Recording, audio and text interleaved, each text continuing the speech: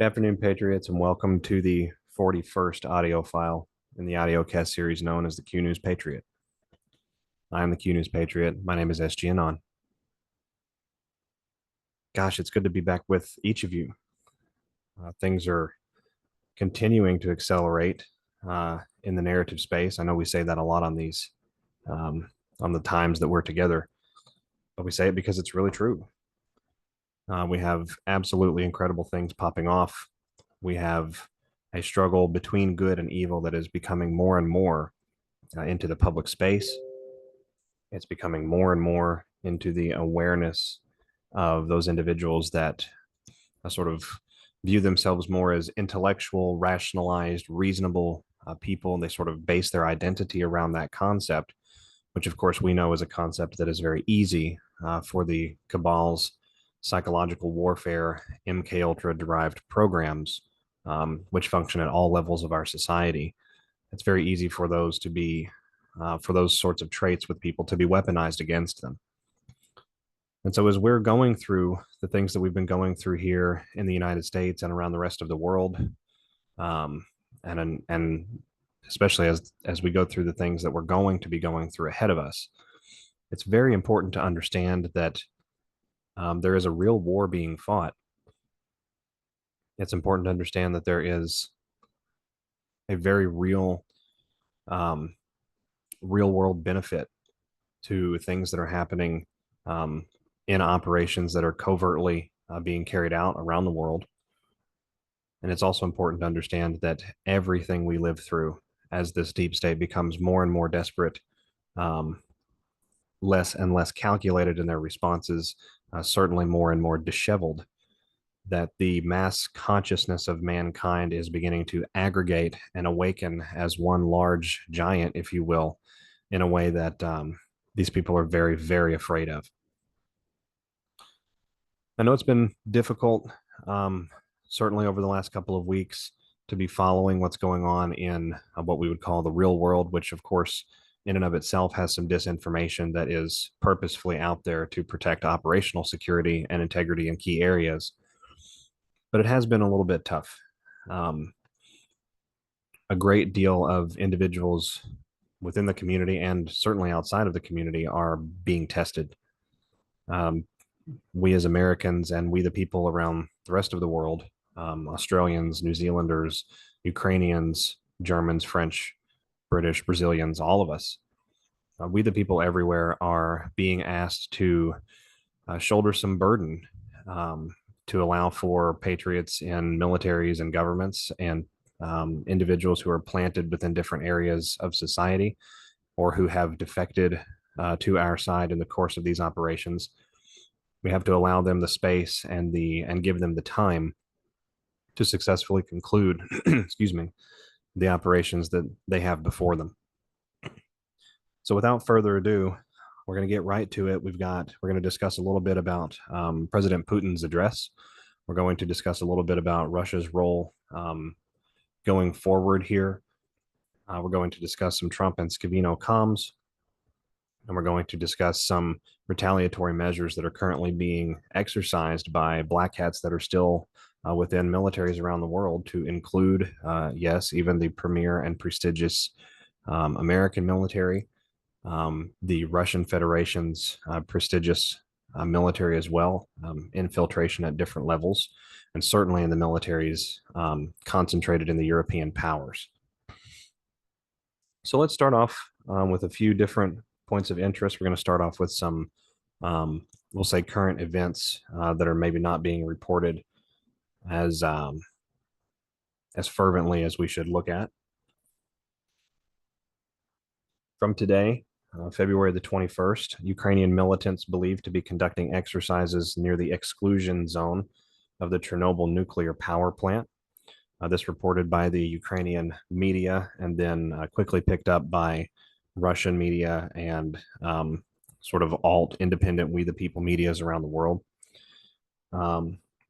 According to Ukraine, it has become an important training ground for Ukrainian troops, and it is located approximately 15 kilometers from the border with Belarus.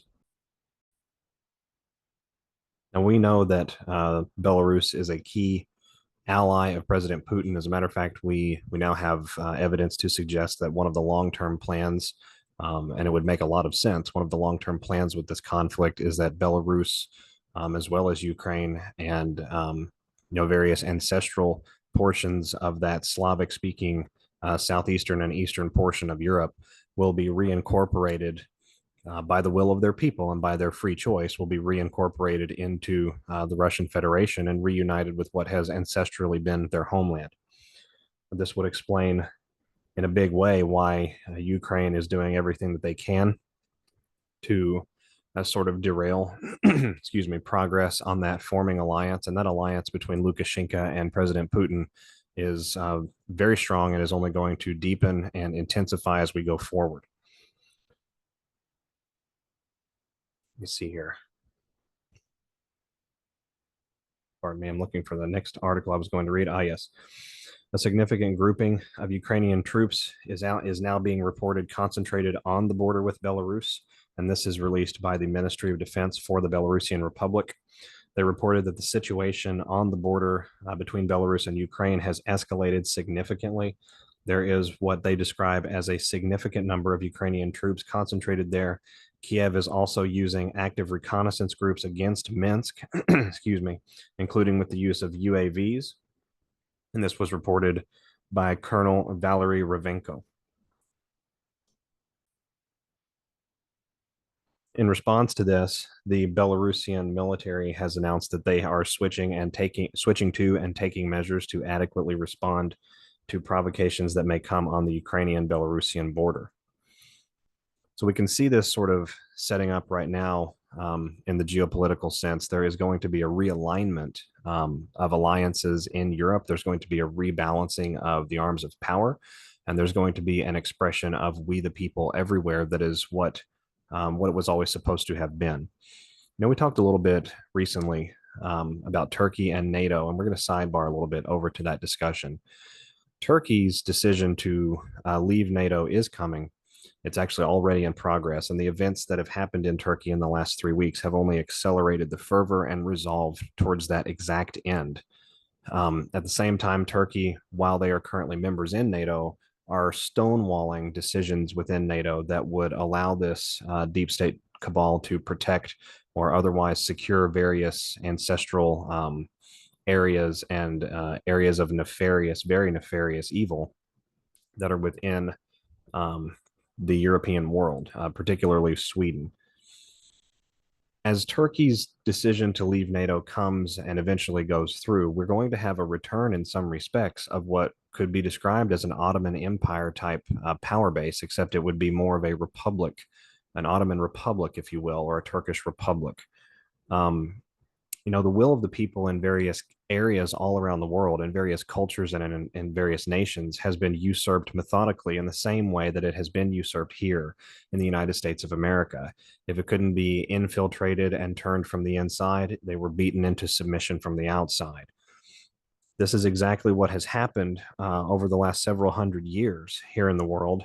And part of what is occurring now at the geopolitical landscape level is a narrative, if you will, being presented, multiple narratives really, being presented to the peoples of the world that are sort of preparing them for acceptance with these realignments, that are preparing them to appreciate and understand and essentially not freak out when very significant political and power plays begin to come to the fold. We're living the preparatory phases of all of that now, and President Putin's address today, actually sometime over the evening here in the United States, the 21st in Russia time in Moscow, that address was powerful and bold. It was a state of the nation designed to encourage the people of Russia. It was a state of the nation that told the truth.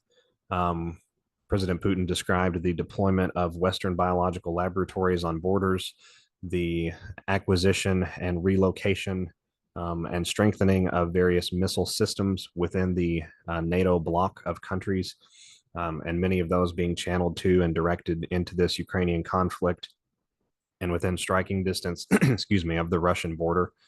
And President Putin's attitude and really his overall tone in this address is we're really just getting started. Billboards in Moscow in preparation for the address uh, described as reading, Moscow is preparing for an historic day, and there will be no turning back. We are entering the phases where the military industrial complex is permanently and forevermore taken down. That phase is messy.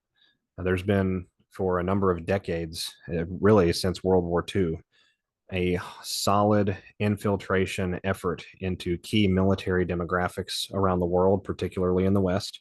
The United States Army, the United States Navy, um, Coast Guard, various factions of militaries all around the world, targeted by blackmail, by financial infiltration, by ideological infiltration, associations with key agency liaisons, familial connections being sort of wound in the background, but having very real sort of dark shadow power, if you will. In other words, influencing decisions in the background for a reason that we, the people out here, would really truly never be able to figure out without pointed intelligence, pointed research topics and questions, which of course was the entire purpose of the operation known as Q.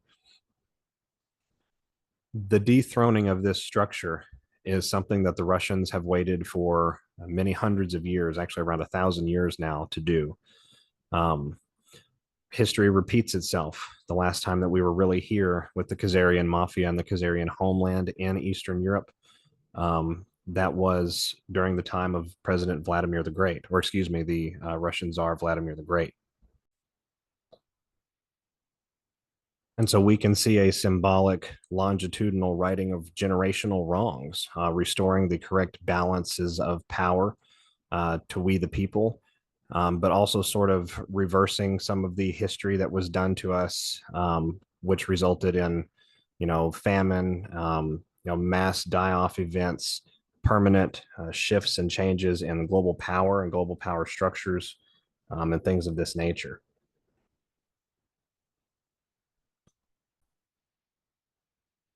Speaking of those power structures, it was announced, I believe, today that the foreign minister from the People's Republic of China will be will be visiting Moscow, or is visiting Moscow, I should say. And the discussion really surrounding that is a deepening of the economic ties. It's my belief, based on research, that this meeting and other meetings to come will also be outlining the logistics, the actual real world kinetic changes and actions that need to be taken to involve China in the support for Russia's operation in Eastern Europe. Now, this is significant because we have individuals from the other side of the fence saying that if China aligns with Russia and Russia with China, it's going to lead to world war.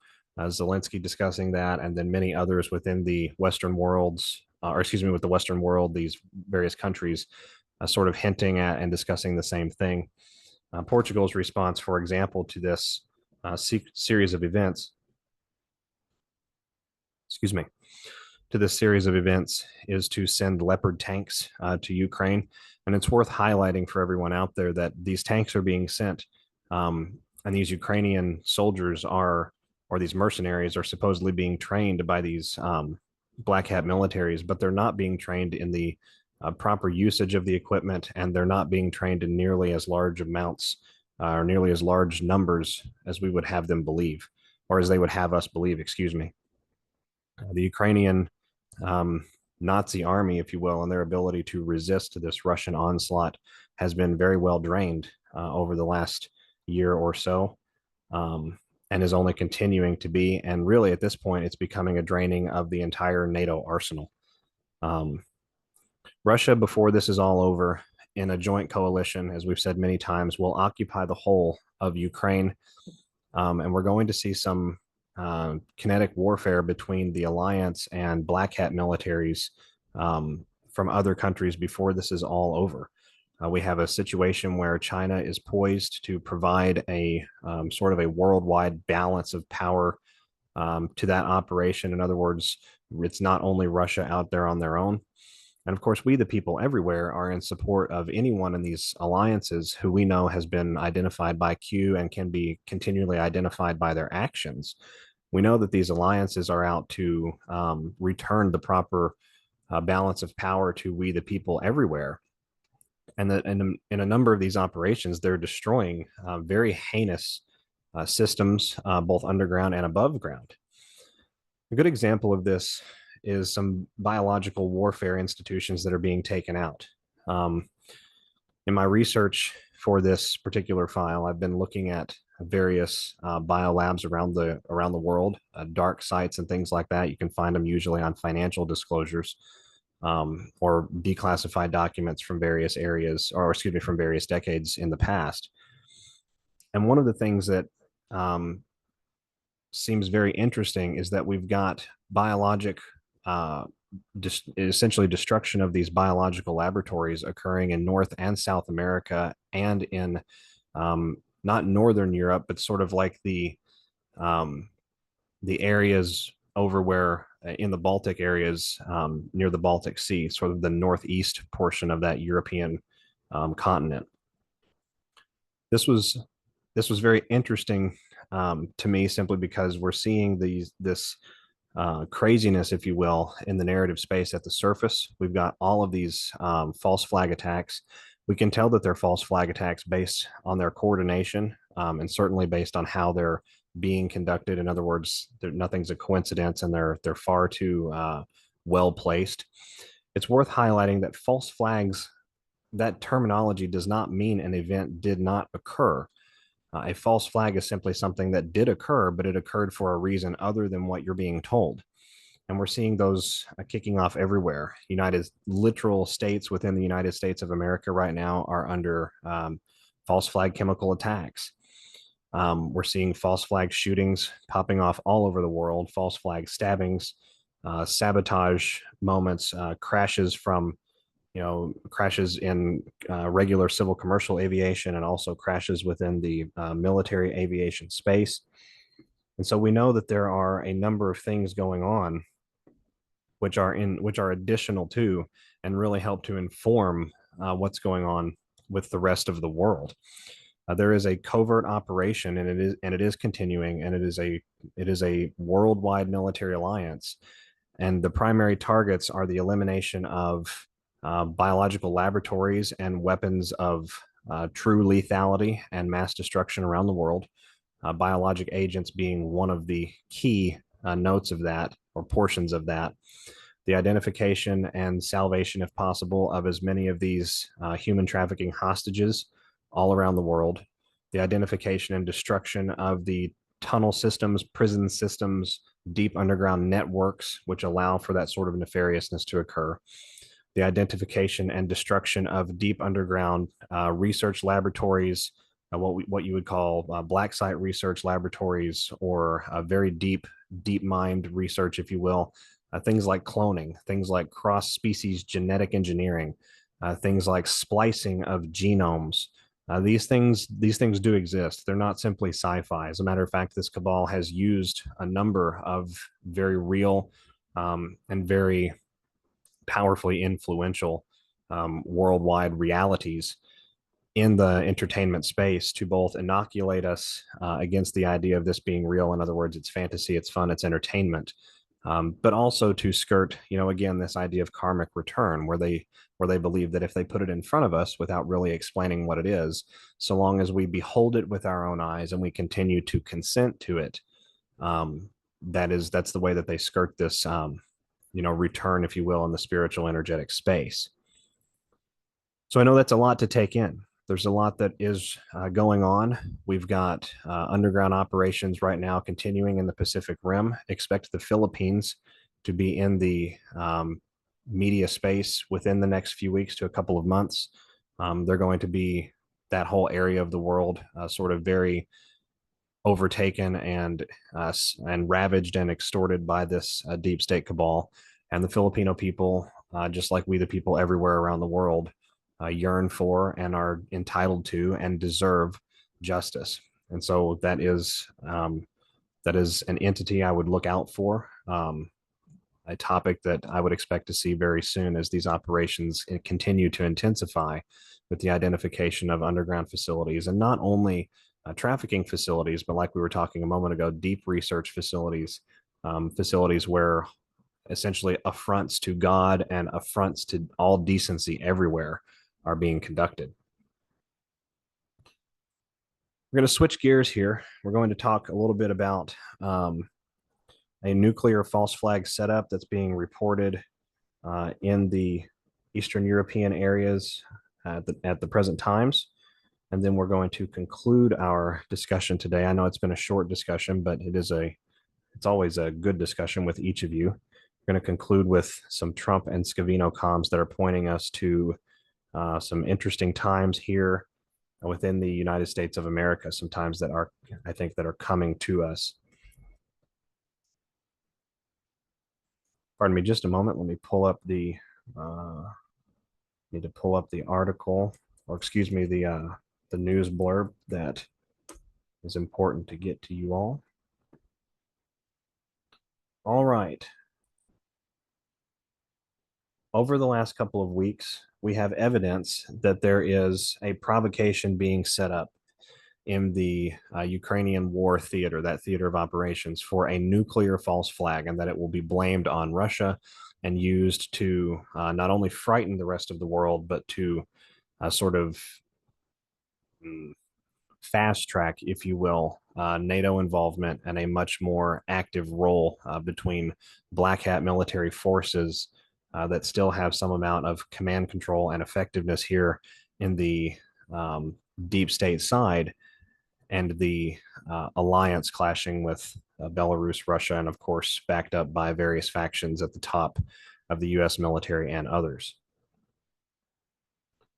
Kiev continues to prepare for a large-scale provocation, which will be used to accuse Russia of gross violations of the obligations of the Geneva Convention, or excuse me, of the Convention on Nuclear Safety during the special military operation. The Russian Federation Ministry of Defense has identified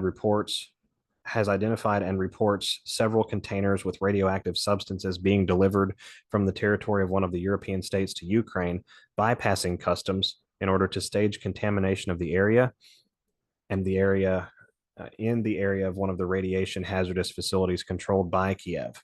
The purpose of the provocation will be to accuse the Russian armed forces of allegedly inflicting indiscriminate strikes on radioactive hazardous areas in Ukraine, which led to the leakage of substances and contamination. I'm here to report that these agents were brought into Ukraine through Poland. This article identifies one of the European states. That state is Poland. I'm also here to say that this particular movement of material, based on my research, happened around about the same time, possibly concurrently with or simultaneously with the movement of biological agents of destruction, research, pathogens and things like that being covertly moved out of the western portions of Ukraine in an attempt by this new world order, this Nazi world order, to salvage progress that they had made so far on the annihilation and elimination of mankind. Neither of these agents will be allowed to stand, neither the biologic nor the nuclear, these radioactive provocations. And this is one of the reasons the special announcement, or excuse me, the expansion, I should say, of the special military operation, really through presidential announcement with President Putin today, and a buildup that has been going on for a long time. This is one of, if not one of the main reasons that this is occurring. Expect a nuclear false flag to be in the mainstream media at some point in the coming weeks and months. We're going to see what I've called, or what I've been terming, near-death civilization style events. Trump just recently letting us know in a speech that we are nearing the precipice. That's a phrase used a couple of different times by Q to describe the precipice being the moment where people finally break free, where they find the will to change, where they find the ability to see past certain ideological divisions, certain belief systems that limit them, whether for good or for ill. This is the point where all of us grow, and we are rapidly approaching, and I think we're coming up on that very quickly, actually.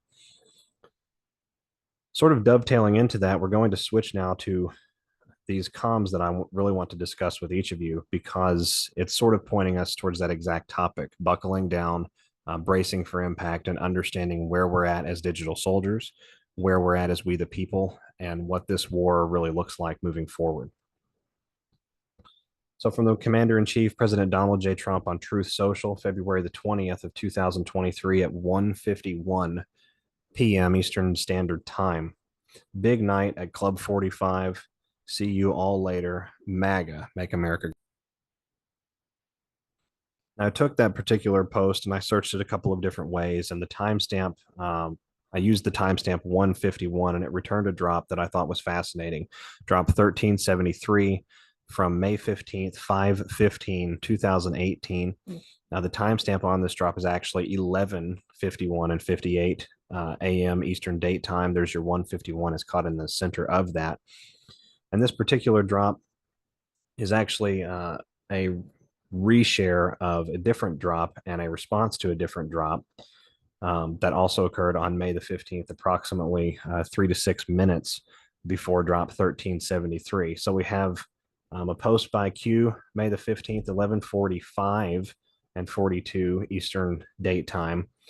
Time of publish, 4 a.m. Timing of drop, coincidence, fight to reinstall roadblock. And then there's a Bloomberg article that discusses Bahara said to weigh independent race for New York Attorney General. Who is Richard Donahue? Background, pain, Q. And then a response to that is a quote by Abraham Lincoln. Yes, he really said this. It's actually an image shared with a quote from Abraham Lincoln.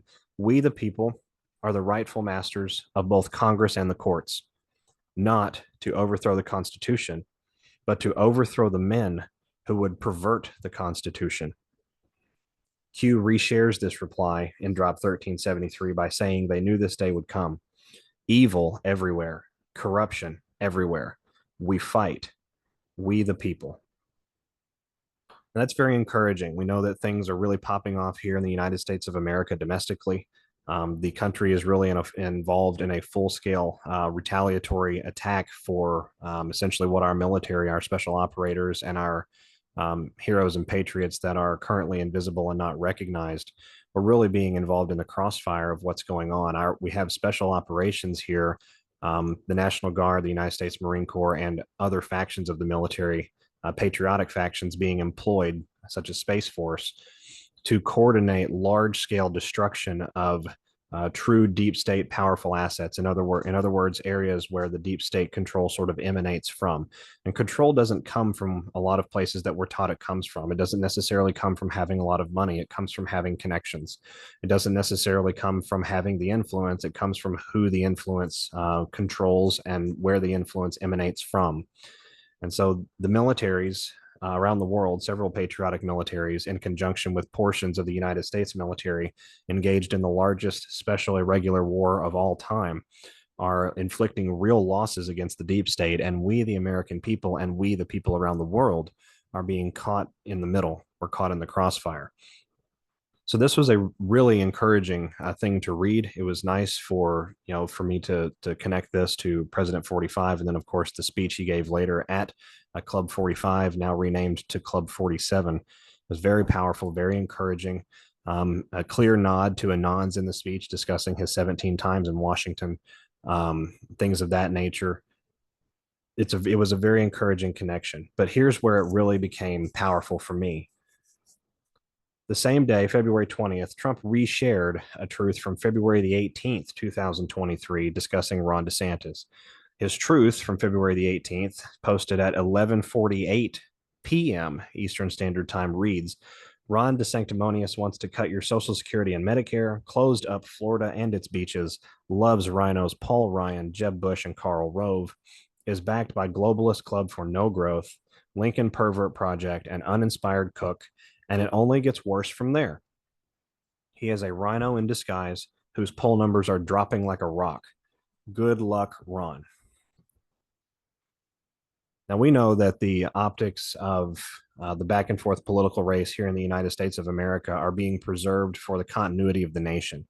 We know that these elections are being manipulated and being allowed to be manipulated by this White Hat Alliance.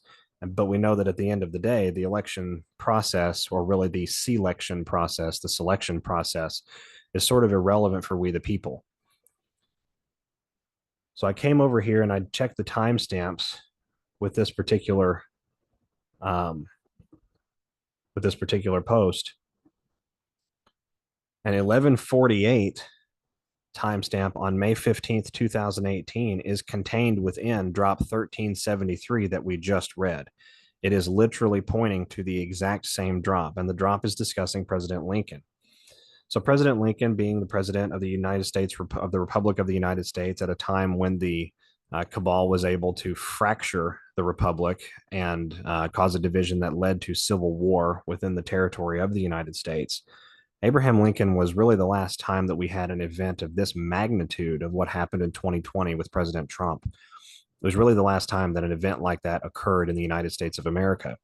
And interestingly enough, President Lincoln employed the National Guard and the Marine Corps as the primary intercessors, if you will, for the lawful government of the Republic to bring the Republic back into the fold.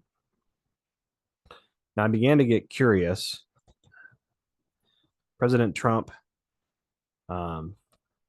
clearly pointing us to the American Civil War, I think really more or less pointing us to we the people of the United States of America preparing for a Civil War style situation. And I don't mean a literal war. Q tells us there will not be a Civil War, but a tension in the consciousness that maybe feels just as bad, that maybe feels just as divisive, feels just as uncertain or just as frightful.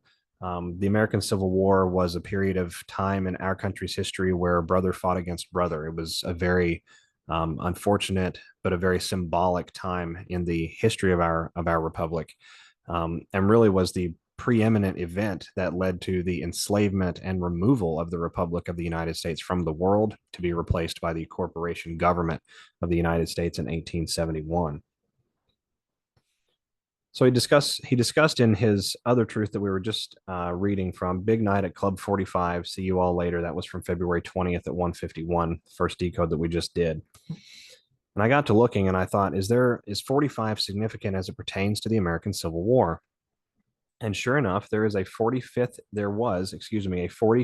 Infantry Regiment comprised primarily of Germans and Northern Europeans that was called and mustered for the Civil War, and it was from none other than New York City, which is exactly where President 45 is from.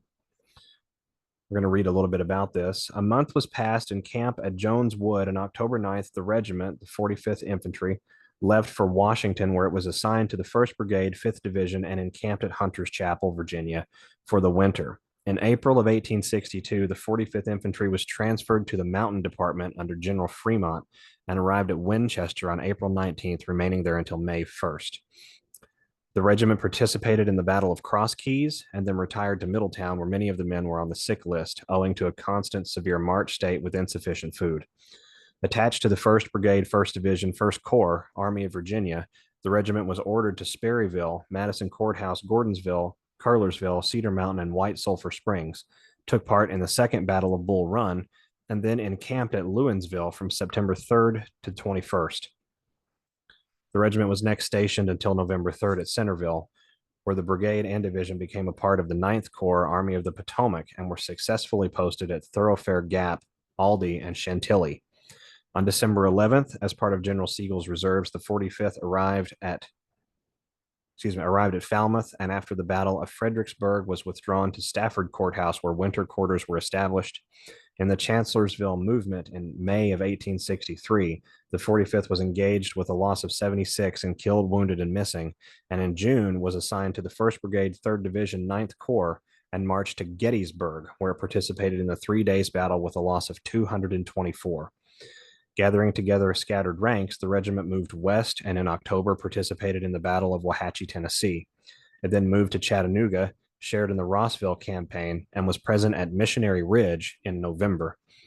At the opening of the Atlanta campaign in the spring of 1864, the 45th was assigned to the 3rd Brigade, 1st Division, 20th Corps, with which it served until July, being in action at Resaca, Dallas, and Kennesaw Mountain. In July, it was attached to the Department of the Cumberlands at Nashville and remained there until the close of the war.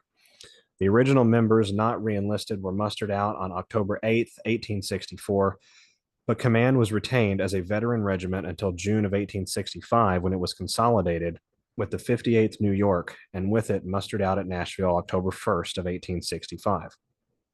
During the term of service, the regiment lost 53 by death from wounds and 108 by death from other causes. The symbolism is very fascinating, especially since we have the 45th president discussing Club 45, pointing us with two separate actions on the same day towards the American Civil War, and a cue drop discussing President Lincoln, the steps that President Lincoln had to take really to preserve the republic, and some of the wisdom that President Lincoln shared with us regarding the control of we the people over the Congress and the courts, which is a very important note with that.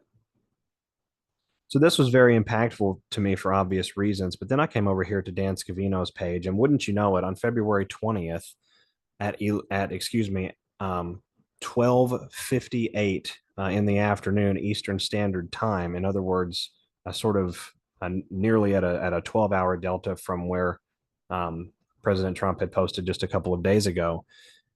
Mr. Scavino shares a bit.ly link that links over to. Give me just a moment and we'll bring that up. A bit.ly link that links over to Amazon.com. Right Makes Might, the Lincoln Douglas debates, and has a picture here on the TruthSocial post of the Lincoln Douglas debates, President Lincoln, and also the founding fathers in the background. So this is a fascinating post, and it sort of points us to the exact same discussion of what we were just talking about. We're seeing the American Civil War and President Lincoln highlighted pertaining back to President Trump. And I think that's letting us, as we the people, know that tensions will continue to rise here in the United States of America. We're going to see some redefinition, and we're going to see some changes in American states' borders, in the way the American Union of States presently is sort of interpreted and accepted. We're going to see some ancestral and generational writings of wrongs here in the United States as well. There are moments throughout our history where territories, independent nations, such as the Republic of Texas, were sort of forced, manipulated, coerced, browbeaten, whichever form of manipulation and control you wish to ascribe to it. They were really coerced into becoming a part of the Union of States for the benefit of the cabal long term.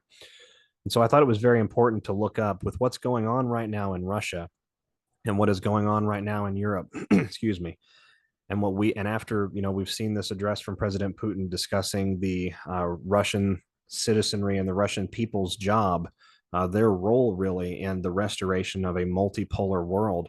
How does this inform us when President Trump, President 45, and an individual that we know to be connected in some form or fashion to the president's social media and then the Q operation, what are they really telling us? And so I went and I found an article that actually discusses Russia and the United States during the U.S. Civil War, which would apply, I think, and based on the decoding that we've done here, would give us a lens to draw some wisdom from. So we're going to do a reading. We're going to have some forgotten history here. If you need to take a moment, grab a little bit of water or whatever you'd like to do, get yourself settled in. This will take me a moment to read through, but it is important, I think, that you all hear this contextually from the beginning so you have a clear understanding, I think, of what is coming in the future. Let's begin. Russian and American interests coalesced around the prevention of French and British interference in the Civil War. The British decision to recognize the belligerency of the Confederacy by declaring neutrality in May of 1861 opened the possibility of recognition of the Confederate States of America as independent. England will take advantage of the first opportunity to recognize seceded states, Stockel warned, and France will follow her. Maintaining good relations with Russia was critical if the United States was to counter the growing hostility of both France and Britain. To represent American interests in St. Petersburg, Lincoln and William Seward turned to Cassius Marcellus Clay, a pugnacious Kentucky abolitionist. Clay, who had worked hard for Lincoln's election, coveted a cabinet appointment as Secretary of War. Failing that, he hoped for a post as a minister to England or to France. Too radical for inclusion in the cabinet, though, Clay was forced to settle for the Russian post when Lincoln tapped others for the London and Paris assignments. Seward's instructions to Clay were straightforward. He was to confirm and strengthen these traditional relations of amity and friendship between Russia and the United States. Further, he was to convey to Tsar Alexander Lincoln's wishes that Russia and America refrain from any intervention in one another's political affairs. The United States, in the president's words, has too much self-respect to ask more and too high a sense of its rights to expect less. Clay's service, though, got off to a rocky start. Before setting sail for Russia, he voiced a persistent lament that his annual salary of $328,000 in today's money was insufficient for his needs. The court of St. Petersburg is an expensive one, he complained to Lincoln, and it should be put upon an equality with the English and French salaries of at that time $17,500. While crossing the Atlantic, Clay expressed further misgivings about his new post, asking to be made a general in the army instead. I think my talent is military. Make me a general in the regular service, and I will return home at once, he wrote. In the fall of 1861, less than 6 months after arriving in St. Petersburg, Clay sent his family home. The following January, Lincoln decided to solve two problems at once. By appointing Clay as a major general, he would presumably please his restive envoy while freeing up the post of minister to Russia for Simon Cameron. The Pennsylvania Politico's scandal-filled stewardship of the War Department had made him a political liability. After a rancorous debate, the Senate confirmed Simon Cameron's appointment, leading Frank Leslie's weekly newspaper to quip that the nomination made Lincoln look as if he were addicted to practical joking. Like his predecessor, Mr. Cameron proved reluctant to go to Russia as well, delaying his departure until May of 1862 after an abortive attempt to return to the Senate. Cameron, too, stopped off in England, where Henry Adams weighed in with the hope that the whited sepulchre General Cameron would vanish into the steppes of Russia and wander there for eternity. And like Clay, Cameron almost immediately began plotting his return to the United States. When Seward denied his request for a furlough to participate in the 1862 fall elections, Cameron decided to accompany his wife back to the U.S. and resign as minister to Russia. In the meantime, Mr. Clay had decided that the military life was not for him and implored President Lincoln to return me to this court on Mr. Cameron's leaving, since you now have already too many generals in the field. Recognizing that Clay was not fit for command, a much annoyed president decided to honor his request to return to Russia as minister. Clay's appointment was widely criticized, and Seward had to step in at the last minute to save the nomination in the Senate. Bayard Taylor, who had served Cameron as secretary of the legation and hoped for the ministerial appointment himself, claimed Clay had made the legation a laughingstock. His incredible vanity and astonishing blunders are still the talk of St. Petersburg. Despite his critics, Mr. Clay proved to be popular and socially adept during his second tour of duty in St. Petersburg. His parties rivaled any held in the Russian capital. If they liked flowers, I accommodated them. If paintings, I had invested in some of the rarest. If wines, I had every sample of the world's choice. If menu was the object, nothing was wanting. Throughout much of 1862, while Simon Cameron and Cassius Clay were engaged in an almost comic diplomatic pas de faux, France and Great Britain were exploring ways they might intervene to broker a peace that would lead to Confederate States' independence. Both nations, of course, and this is a sidebar, both of these nations were Kabbalist, remember. Both nations saw in the potential dissolution of the United States the beneficial removal of an emerging power from the world. In the early spring, Henri Mercier, the French minister to the United States, began sounding out his British and Russian counterparts about playing a role as mediators. The effort quietly collapsed after Stockel reported on a conversation with Seward, who declared the war a domestic quarrel which must be settled among ourselves, and warned potential interloping nations that mediation from whatever source will not be popular with our nation. Undaunted, the French tried again in July, asking the Russians to lead a mediation attempt. Prince Gorbachev flatly refused. Russia and America, he noted, have a special regard for one another, which is never adversely affected because we have no points of contact. In the fall, the British tried their hand, proposing an armistice requiring the Union to lift its blockade and negotiate a peace based on Confederate separation.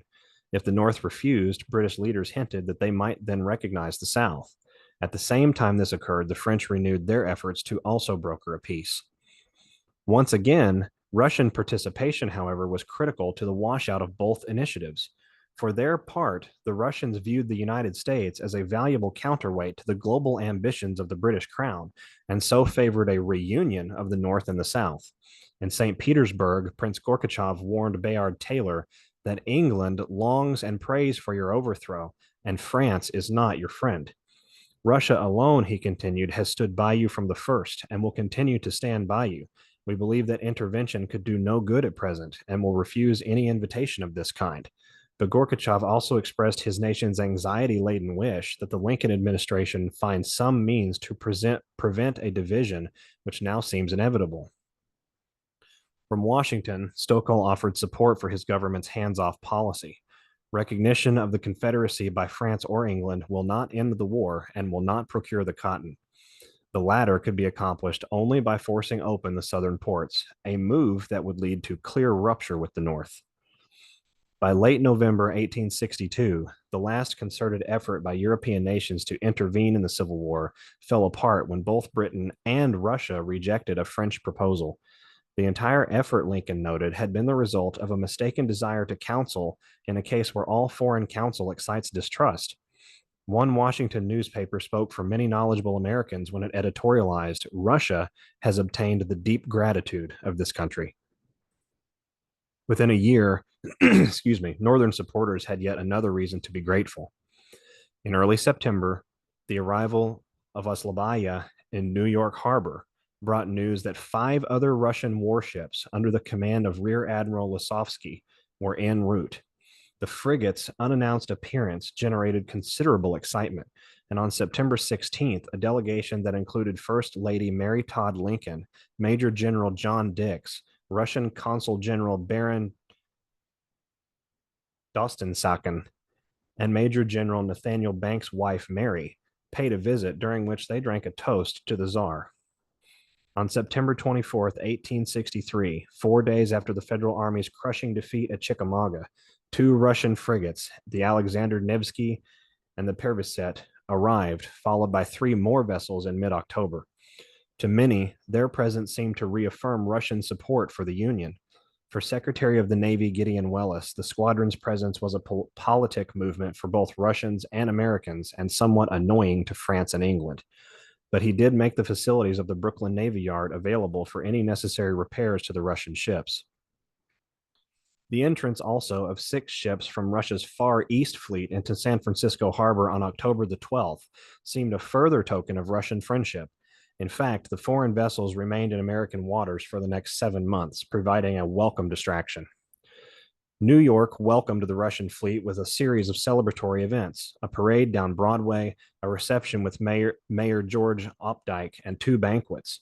The grandest of these feats, the Soirée Rouge, honoring the Russian naval the Soirée Rouge, honoring the Russian naval officers, took place at the Academy of Music the evening of November 5th. Luminaries such as John Jacob Astor, Hamilton Fish, and wealthy banker Moses Taylor hosted the event, which drew more than 2,000 of the city's social elite to eat, drink, and dance beneath portraits of Peter the Great, George Washington, Tsar Alexander, Abraham Lincoln, and Union military notables such as General Grant and David Farragut. Guests began arriving at 9 p.m. and 2 hours later sat down to a supper catered by Delmonico's, New York's premier restaurant. Harper's Weekly cataloged the evening's lavish bill of fare, including 12,000 oysters, 12 monster salmon of 30 pounds each, 1,200 game birds, 250 turkeys, 400 chickens, a half ton of tenderloin meat, 100 pastry pyramids, 1,000 loaves of bread, and 3,500 bottles of wine. Following the meal, dancing and socializing extended into the wee hours of the next day. The following month, when the fleet sailed south to the Chesapeake Bay and then up the Potomac to Alexandria, Virginia, Lincoln himself hosted the Russian officers at a White House reception. In attendance were cabinet members, the diplomatic corps, Supreme Court justices, and members of the Lincoln administration, such as Presidential Secretary John Hay, who described the Russian guests as fiendishly ugly, but marveled at their vast, absorbent powers. The reasons for the fleet's visit remain open to interpretation. While there is little doubt that the Russian government saw it as an opportunity to display its support for the Lincoln administration, considerable self interest was also there. The Russians were anxious to avoid the misfortune of 10 years earlier when the British and French navies had been able to trap their fleet in the Baltic during the Crimean War. Should war now break out over the Russians' brutal suppression of a revolt in Poland, the Tsar wanted his fleet to be available and in position to raid enemy shipping. The voyage to North America also provided opportunities to demonstrate the Russian Navy's capabilities and to observe the Union ironclads that promised to revolutionize maritime warfare in those days. Once the Russian squadron reached American waters, its orders were to drop anchor in New York and await the outcome of the negotiations on the Polish question.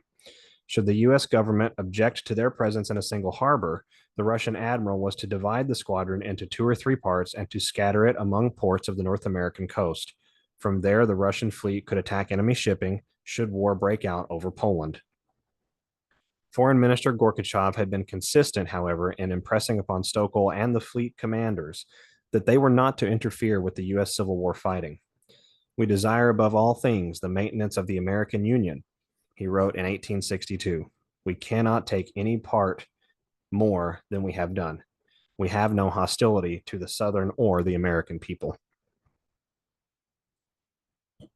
I know that's a lot, concluding the reading there.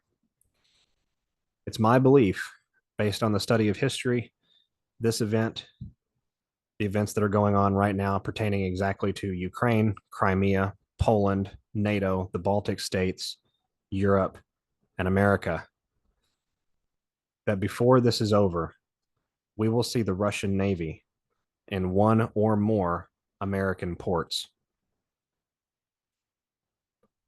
Now, this is not confirmed to me. This has not been corroborated in the sense that my mentor has given me a yes or a no. However, we are living in the most expansive way describable. An irregular war that is weaving together the tapestry of history in the correct way, that is utilizing symbolism, victories of we the people against the cabal, moves that the cabal has played on us before. All of these events, all of these scenarios, all of these dynamics woven into one enormous worldwide war to take back control of the earth. I have no doubt that what is going on right now in Russia and what is being mirrored back to Russia by not only we the people everywhere, but particularly we the people of the United States, is a reemergence of our ancestral alignments, a reemergence of understanding who we really are with one another. If you go back and study history, we've been told an incredible lie. We've been told that England, the United Kingdom, Britain, France are ancestral allies of the United States. That lie has been made possible because of where our United States of America came from. But we forget that we, the people, regardless of nationality, are really the demographic that needs to be in question. Governments that are not for we, the people, not instituted by we, the people, and certainly not controlled by we, the people, regardless of heritage, ancestry, or familial understandings throughout history, they are not our allies. It has been the people of Russia that have stood with the peoples of the United States of America the most consistently and for the longest periods of time.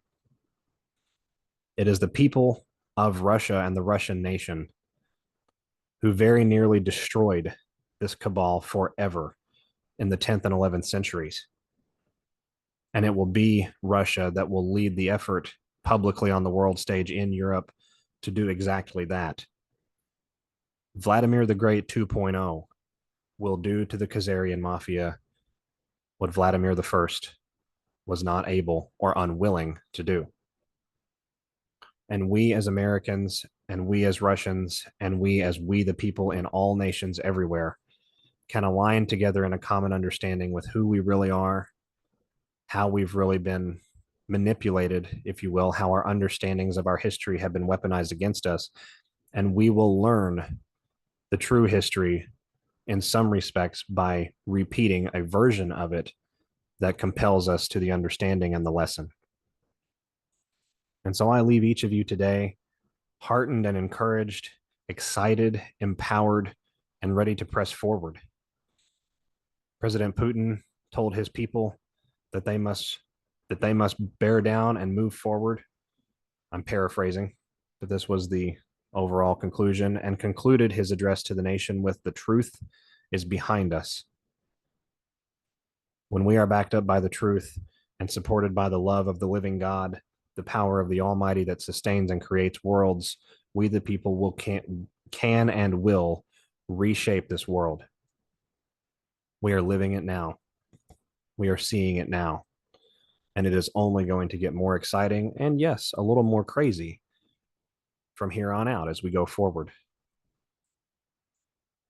These are incredible times. I hope you're as excited as I am. They're not without their difficulties. It's not without its pain. It's certainly not without its lessons. But these are the times that try men's souls. And on the other side of these times are the times where men will talk about, men and women and children will talk for generations. The stories that will be told of how mankind banded together to to isolate and then eliminate a single enemy.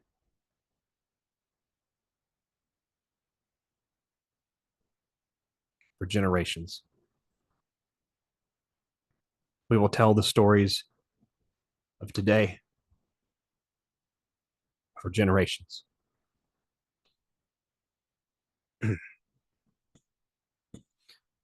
I leave each of you encouraged, and I hope to be back with you again soon.